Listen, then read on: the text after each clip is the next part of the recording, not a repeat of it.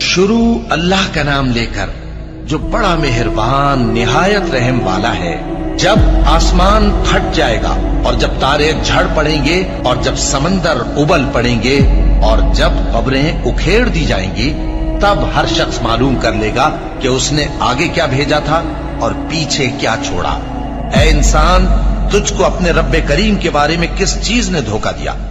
وہی تو ہے جس نے تجھے بنایا، پھر تیرے اعضاء کو درست کیا اور تیری قامت کو معتدل رکھا، جس صورت میں چاہا تجھے جوڑ دیا۔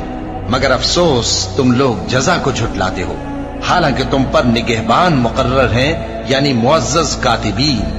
جو کچھ تم کرتے ہو وہ اسے جانتے ہیں۔ بے شک نیکوکار نعمتوں کی بہشت میں ہوں گے اور بدکردار دوزخ میں، یعنی جزا کے دن اس میں داخل ہوں گے اور اس سے چھپ نہیں سکیں گے۔